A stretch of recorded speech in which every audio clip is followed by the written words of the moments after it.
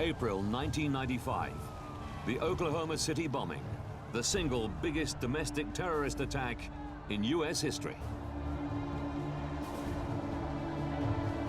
The perpetrator, Timothy McVeigh, cites his motive as revenge for the actions of U.S. authorities at Waco, Texas, where 76 men, women, and children die in a blazing fire.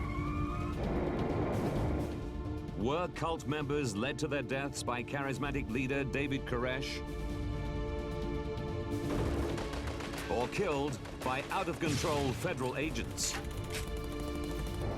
To this day, events at Waco weigh heavily on America's consciousness. Now a former FBI agent will unravel what really went on at Waco.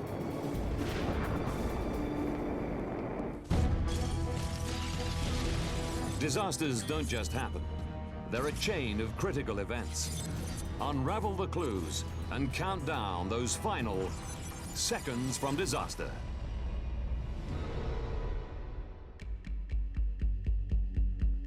The United States. Waco, Texas. April the 19th, 1993, 12:15 p.m. FBI agents surround a blazing compound belonging to a religious sect known as the Branch Davidians. Clive Doyle is trapped inside. I'm praying, God, you better do something quick. But Clive is more frightened of the FBI than the raging fire. I can remember looking out saying, if we jump out, do you think they'll shoot us? He's stuck in the Branch Davidians' chapel. Christ reveals himself. Clive has been a follower of charismatic leader David Koresh for 10 years. I felt that this guy had something, and just about everybody that was living there had bought into the idea that he was a prophet or a messenger of God of some kind. The federal authorities think otherwise. 7 weeks previously, on February the 28th, 1993, the Bureau of Alcohol, Tobacco and Firearms, the ATF, raid the compound to arrest David Koresh. They suspect him of illegally converting semi-automatic firearms into fully automatic weapons. A local news cameraman captures the moment agents storm the Davidian compound.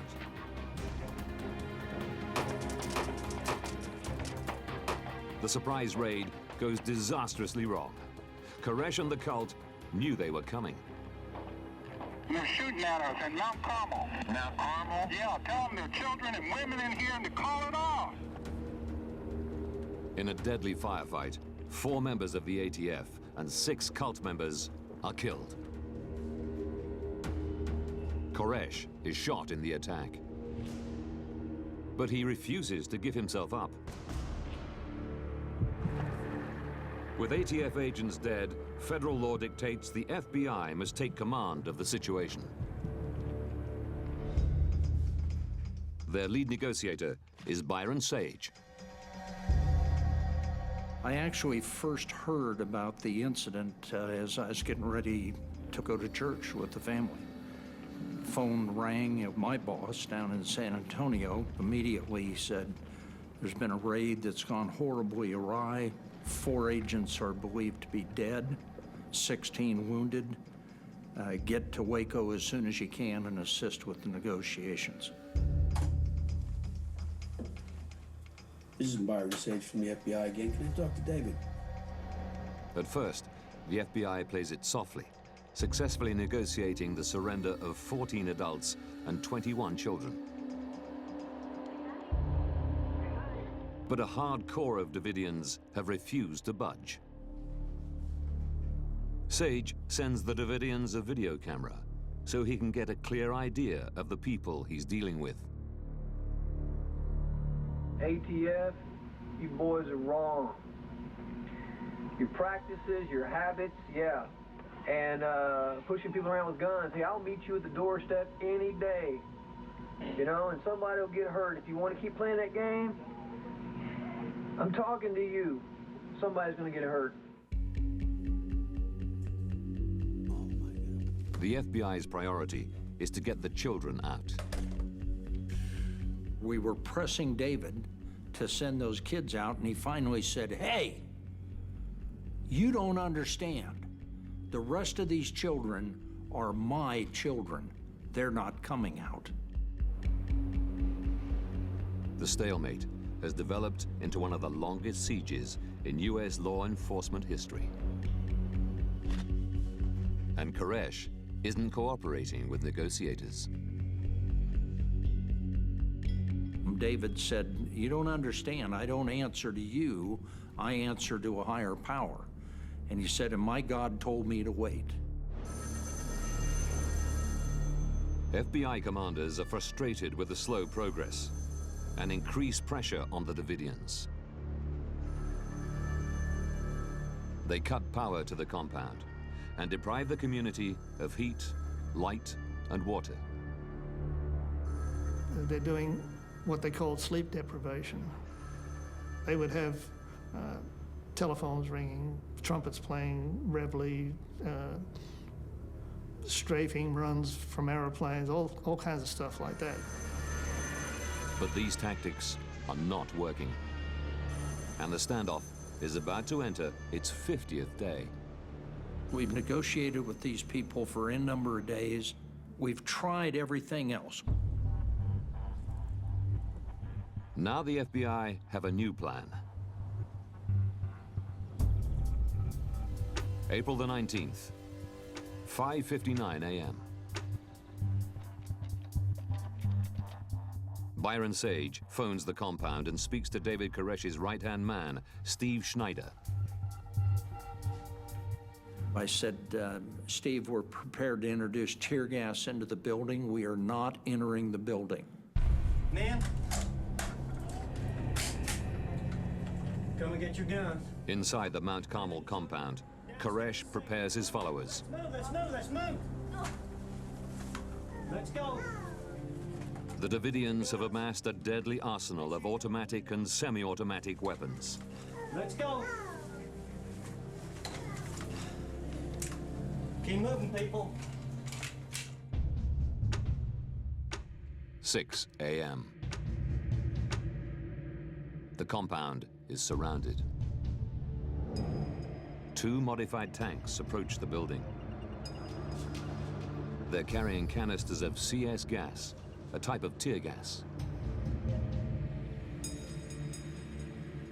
Byron Sage crouches at an FBI position almost 300 meters from the compound. It's as close as he dares to get. David, individuals inside the Branch Davidian compound, we are in the process of placing tear gas inside the building. There is no response from inside. Hostage rescue team member Jim McGee is one of the agents preparing to move in.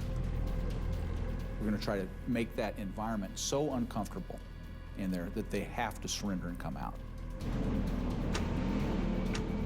6:05 a.m.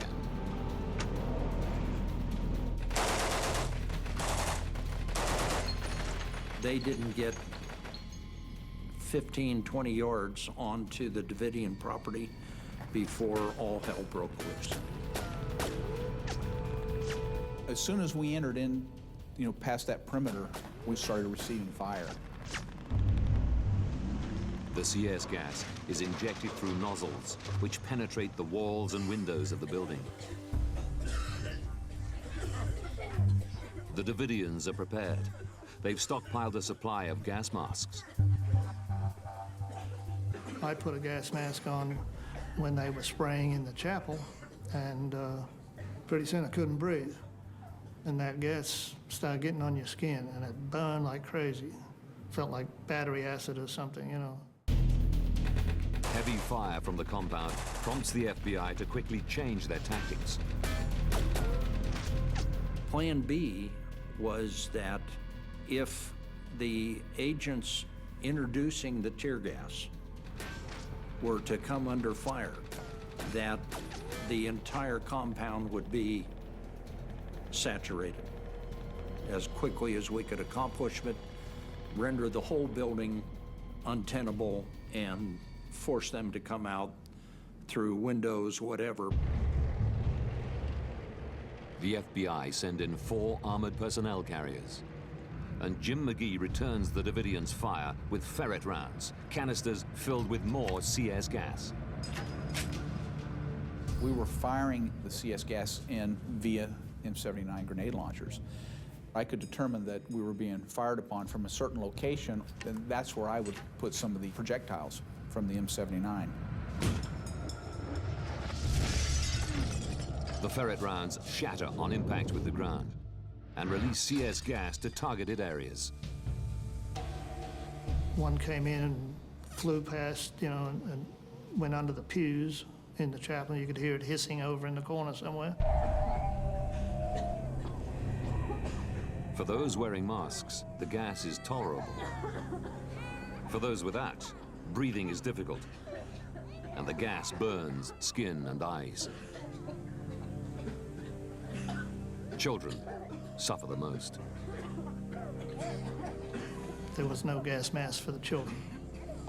Parents were trying to wrap the children with wet towels or wet blankets to keep the gas out of their faces. 6:31 a.m. Byron Sage continues to urge sect members to come out. I said, "We're not entering your compound.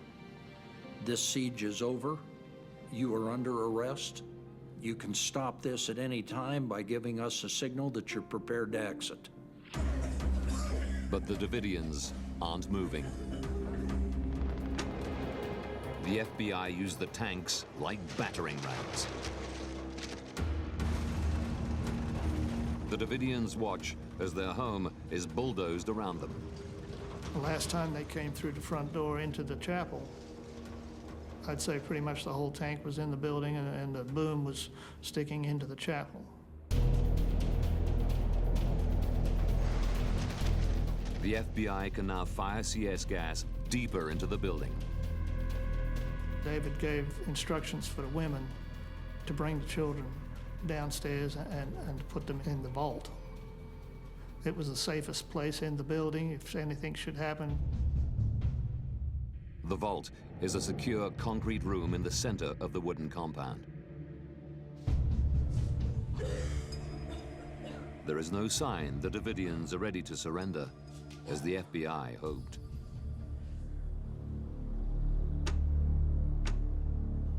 Then the FBI spot flames in the compound.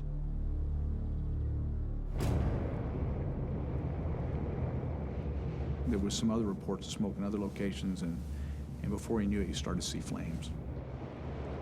It's windy. It's a very windy day. There are probably gusts up to 20 miles an hour blowing across, the Texas plain there. And this is a tinderbox, this place.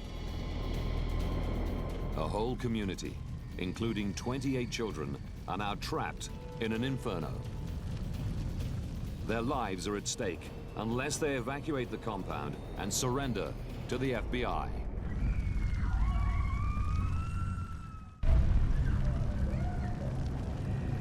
The fire is getting closer to Clive Doyle. I began hearing people screaming behind me. I recognized the voices of who was screaming because they were further in, you might say, to the fire. His daughter Cherie is trapped upstairs. The approaching flames prevent Doyle from trying to save her.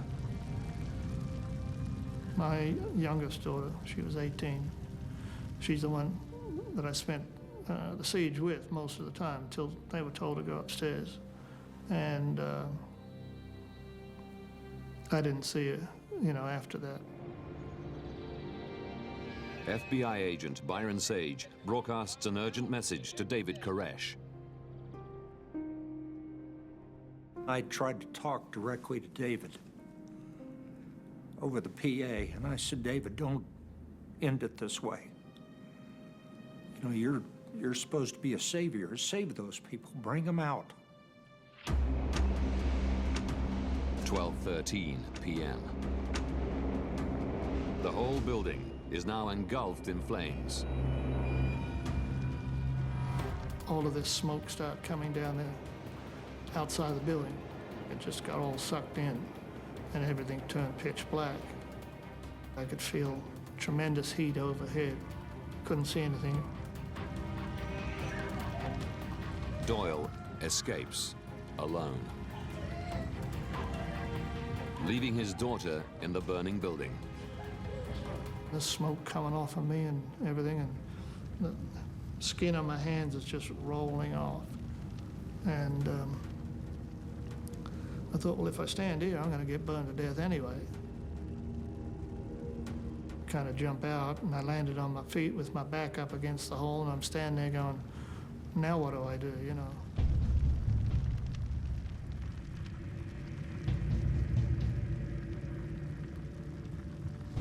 Doyle has no idea what's happened to his daughter. He's immediately stopped by an FBI officer. He's pointing the gun at me, and he's cussing me out and telling me if I make a false move, you're gonna blow my head off and all that stuff. So I get over to him, and he's screaming at me, where are the kids, where are the kids? They were questioned, you know, relentlessly, where are the children, where are the kids? And none would respond. I said, I haven't seen any kids for a couple of days. And of course, he wasn't too happy about that, and he's screaming, you're gonna remember this for the rest of your life. There is still no sign of the 28 children thought to be inside. Moments later, a woman jumps from a second-floor window in what seems like a desperate bid to escape. Then she gets up and runs back into the building. Hostage rescue team agent Jim McGee makes a daring attempt to save her life. I laid down my shoulder weapon and went in through an opening, which probably was a window at one point. She just kind of turned her head away from me, kind of ignoring my question, and wouldn't respond. A news camera captures the moment Jim McGee drags her to safety. Within maybe 10, 20 seconds, the second floor collapsed into that room where we were at.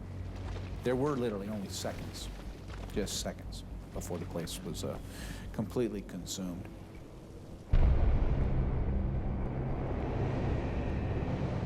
Strong winds cause the fire to spread at a terrifying rate. In just 18 minutes, the entire building is engulfed in flames.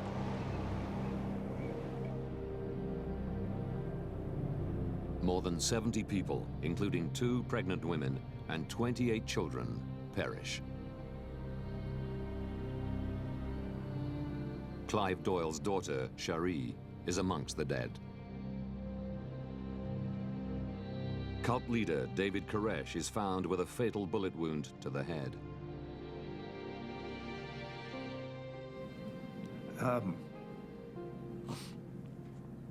This thing ended in a fashion that nobody wanted. 9 people came out that last day. Not one child came out. The siege has gripped America. At its catastrophic end is headline news around the world. President Bill Clinton backed the FBI today over the Waco disaster. He put the blame for the 86 lives lost squarely on the shoulders of the cult leader David Koresh. In a non-violent, non-shooting circumstance. But Clinton's statement fails to stop the press asking questions. You ever ask Janet Reno? Did the siege have to end in such a disaster? And when you learn. And did the actions of the federal authorities lead directly to the horrific deaths of so many men, women, and children? Now, by rewinding the events of that day and by going deep into the official reports, former FBI agent Clint Van Zant will reveal why so many people died. He will discover how the tragedy could have been avoided if the FBI had done things differently. I think everyone wanted to know why. Why did so many Americans lose their lives ostensibly at the hand of government? You know, shouldn't there have been, couldn't there have been some way to resolve this without this terrible, terrible loss of life? Van Zandt finds that the Branch Davidians had established Mount Carmel in 1935 when they formed as an offshoot of the Seventh-day Adventist Church.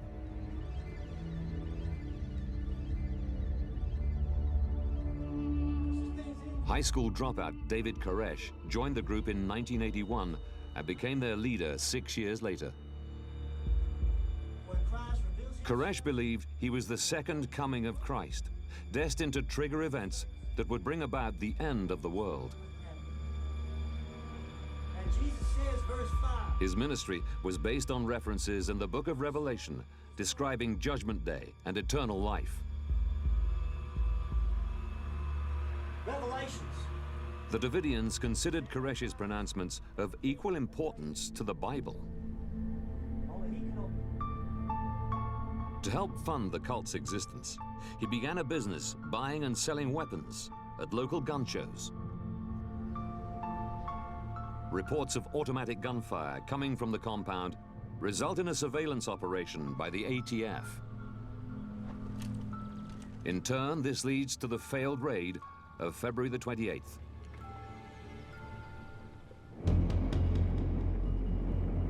But with so many people killed during the fire, Clint Van Zandt's priority is to establish exactly how it started. In 1993, the official government investigation interviews numerous witnesses. It concludes that Branch Davidians started the fire. Something surviving Davidians strenuously deny. We're hearing total fabrications of what was happening. A wave of cynicism comes over you. We're not getting a fair shake here. We're being misrepresented. We can't trust these people. And worryingly for the authorities, 6 years after the siege, most Americans agree. In 1999, a Time magazine poll finds that 61% of the American public believe the government started the fire and then covered up their involvement. Detailed analysis of video footage reveals 3 main fires began almost simultaneously. In the cafeteria, the southeast corner, and the chapel.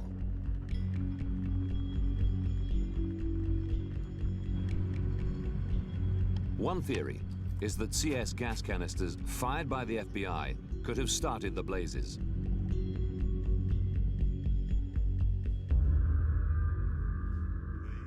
The FBI deny the accusation, claiming they only used non-flammable canisters.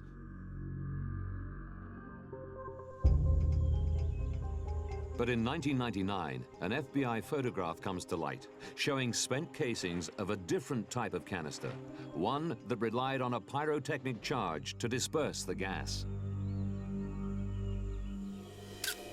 It's known these pyrotechnic charges can lead to fires.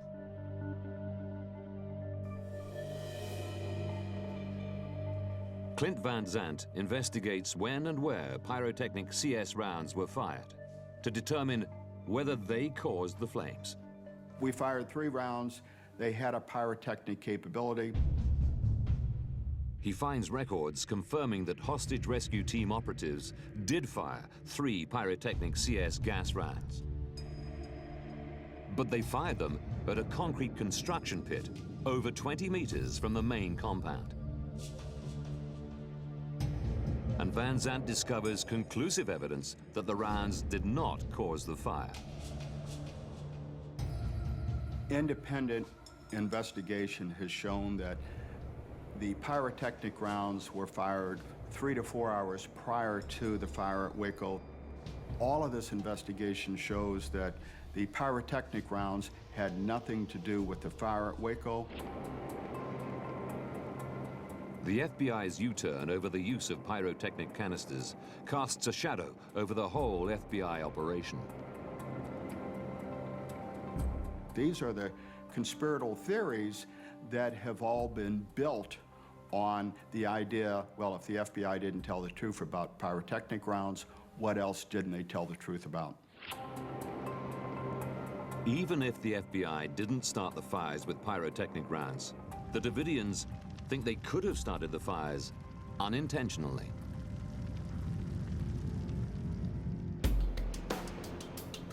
With no electricity for 4 weeks, kerosene lamps were used across the compound. I would hate to believe that the FBI deliberately went in there and struck a match. But there's other reports that say, well, they're smashing the building up, knocking lanterns over, or whatever may have caused it as well. Yet forensic experts find no evidence that overturned kerosene lamps started the fire. But they do uncover startling evidence suggesting the fire was started by the Davidians themselves. Hostage rescue team sniper witnessed a Davidian starting a fire inside the front of the building. There is even more compelling evidence that suggests the fire was arson. The decision was made to try to get a bug, so to speak, within the Branch Davidian compound so we could understand what was going on there. Technical agents were able to take a cardboard box, insert a device, and then provide that to the tactical team to fill with little cartons of milk, put up near the front door of the Davidian compound in hopes that they would pick up the box. On the day of the fire, the bug recorded faint sounds coming from inside the compound. When Van Zandt plays back the material, he discovers a vital clue to the origin of the fire. At the very end, that listening device pick up terms such as, should we start the fire? David said start the fire. Words to that effect. David said we have to get the fuel on. It's already poured. So we only light it first when they come in with the tank, right? Clint Van Zandt finds the combination of evidence conclusive. I think that the listening device is one piece of evidence. You couple that with eyewitness testimony, with photographic evidence, with independent investigation. My belief is the Branch Davidians started the fire, the FBI watched it burn.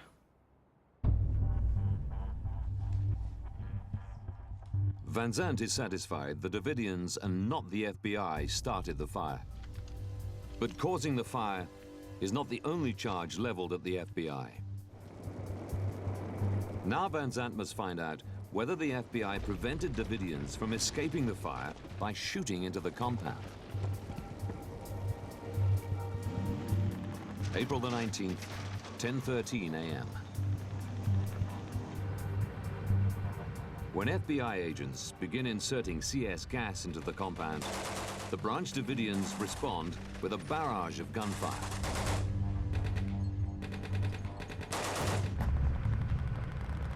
In contrast to the initial raid on February the 28th, when ATF agents shot at the Davidian compound, the FBI deny firing a single shot at the Davidians.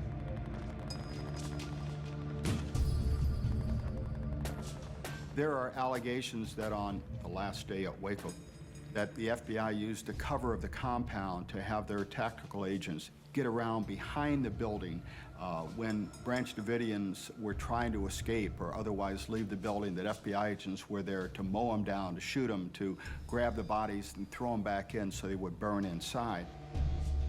Nobody, fired their weapon into the compound. Any rounds you fire, you're going to be held accountable for.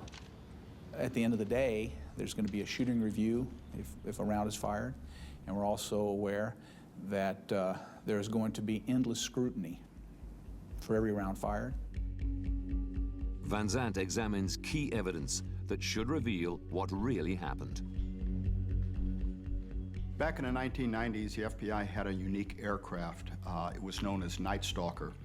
By and large, this was a surveillance aircraft.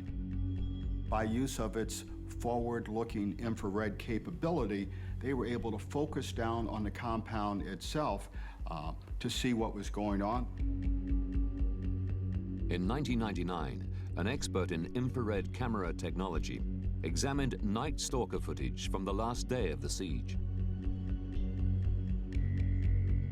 He concluded the footage showed 15 muzzle flashes coming from FBI positions, apparently proving that the FBI had shot at the Davidians. But Van Zandt also examines a report that reaches a very different conclusion. In March 2000, independent researchers staged a test at Fort Hood, Texas, just a few miles from Waco.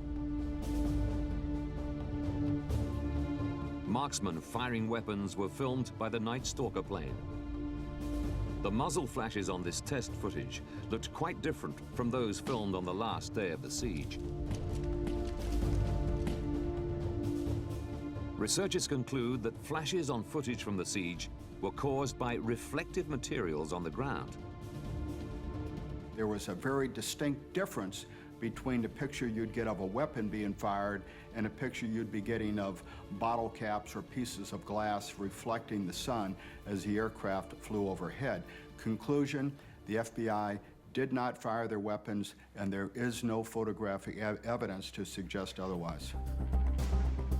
Although Van Zandt doesn't find any evidence to suggest the FBI shot at the Davidians, he suspects FBI strategy and a split in the FBI ranks was at least partly to blame for the tragic outcome at Mount Carmel.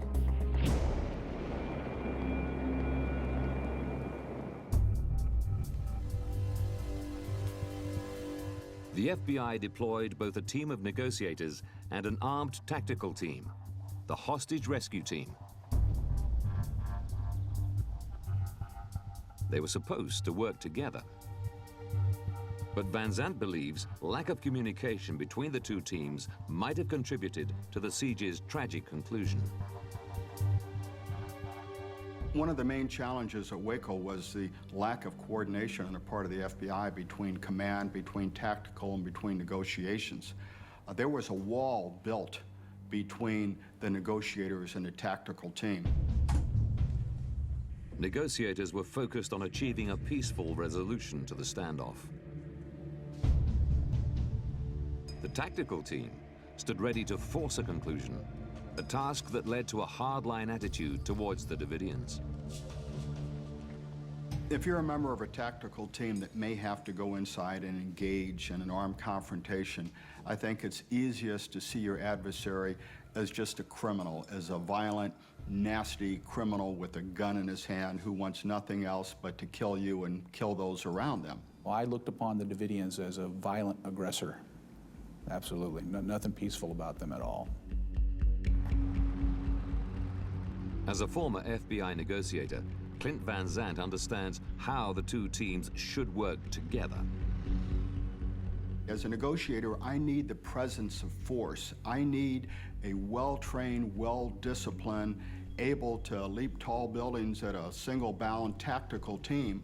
And therefore, as a negotiator, I don't have to state that threat, state that potential. It's there, and it's something that I can use as psychological collateral in this life and death poker game that we're playing at the time.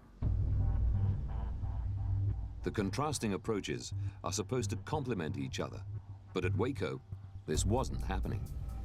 The tactical team was being told, or wasn't being corrected in their perception that the negotiators were just these limp-wristed social workers who were trying to give away the store, while the tactical team was out in these terrible conditions and night and day, and nothing was being done. Because the two teams were not working as a unit, the Davidians received mixed messages.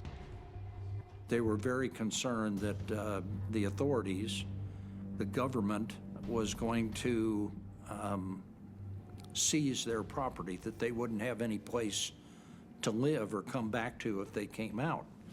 Well, we assured them that we were not planning on doing that. These assurances were completely undermined by the actions of the tactical team. Unbeknownst to us, there were some instances, one where one of the tracked vehicles ran over one of the Branch Davidian cars out front. We didn't know any of this was happening. They would do something that would just make you have an attitude, well, you can't trust these liars, you know, that they'll tell you anything just to get what they want, but they don't really deliver. It meant negotiations stalled. The Davidians became even more determined not to leave the compound. So FBI commanders looked increasingly to the tactical team to resolve the standoff. The negotiation process began to lose ground in the eyes of the on-scene commander, and his tactical options began to rise. Nobody wanted to be there any longer than we had to be, but there was a level of frustration. The tactical team's solution was to put more psychological pressure on the Davidians. They cut power to the compound and made it impossible for the Davidians to sleep.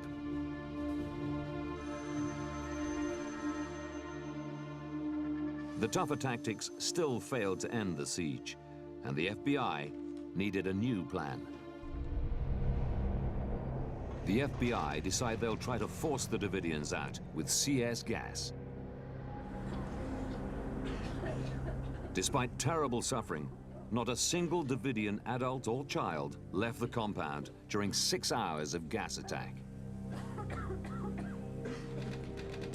FBI tactics had simply escalated tensions. To understand how these tactics would affect the Davidians, Van Zandt studies a report written by criminal psychologist Professor Alan Stone that examines the relationship between Koresh and the FBI. There was, without any question, a kind of macho struggle that developed between the FBI and David Koresh. When the FBI spoke to the public, they said, we're going to show him who's boss. Ma'am? Stone believes this was exactly the wrong approach to take with a character like Koresh. Downstairs to safety. If you take David Koresh seriously, if you get past the idea that he's a common criminal and a child molester, and you see there's this other part of it, then you understand what a risk you're taking in trying to close the noose. David Koresh was a control freak. So if you're going to try to show a control freak who is boss, you're asking for trouble. No one's going to hurt me or my family. That's American policy here. See, I'll meet you at the doorstep any day, you know, and somebody will get hurt. If you want to keep playing that game, I'm talking to you. Somebody's going to get hurt. You have a man who's close to being paranoid by psychiatric criteria, who is a control freak.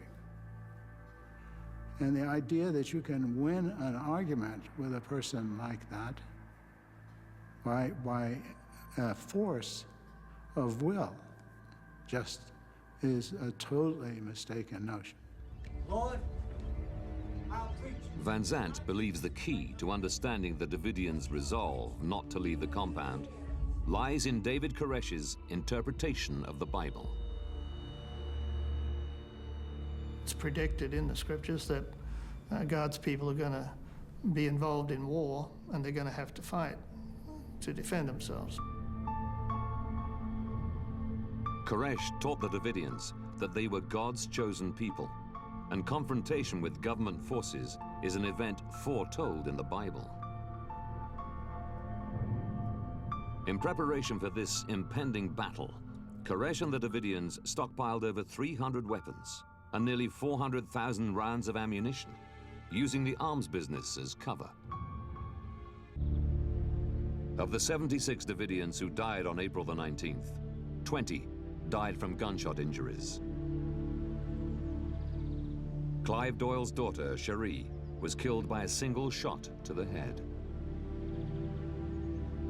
An independent pathologist determined the gunshots were all self-inflicted or delivered by fellow Davidians.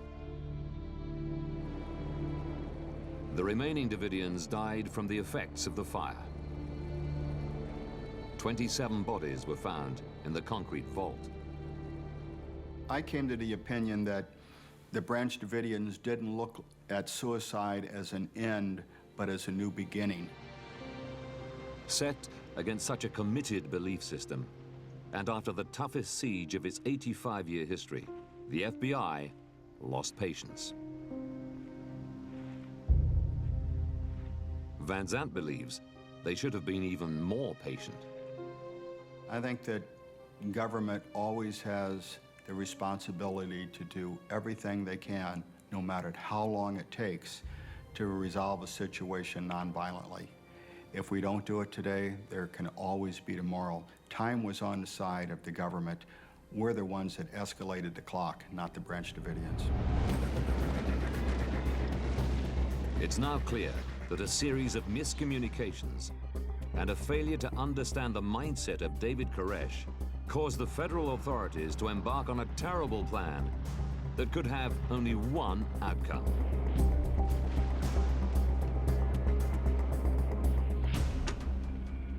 "51 days to disaster.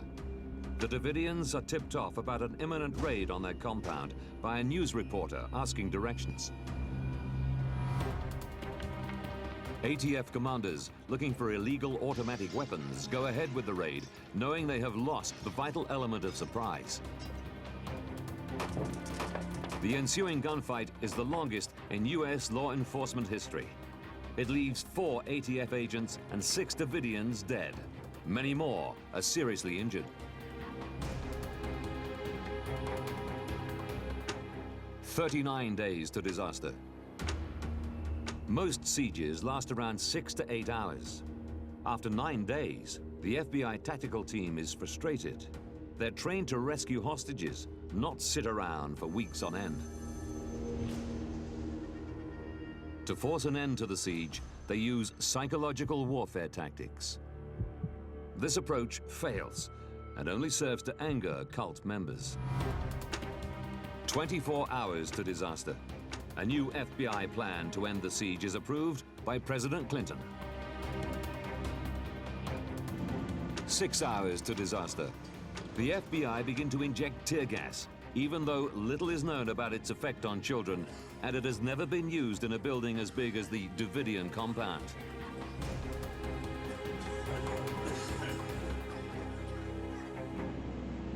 What appears to the FBI as an orderly plan to drive the Davidians out is a terrifying experience for those inside. 12:07 p.m. Disaster. The Davidians start 3 fires almost simultaneously. Fueled by strong winds, the entire complex is quickly engulfed in flames. 3.5 hours later, just 9 adult Davidians have escaped the inferno. The complex is burnt to the ground. 28 children have lost their lives. I think most of us at Waco would have danced with the devil if we thought we could get those children out alive. The adults got themselves in this situation. They make a conscious decision to stay in that compound, but the children had no choice. The last element of control that every human being has is the ability to kill themselves. That's the only way they can control the horror of their mental experience. If you push a control freak, finally they will commit suicide. Even though I'm 100% convinced that the Branch Davidians started the fire at Waco, I also know that the federal government, ATF, FBI, that we poured some of the emotional fuel on that fire that allowed it to burn so brightly and take so many lives.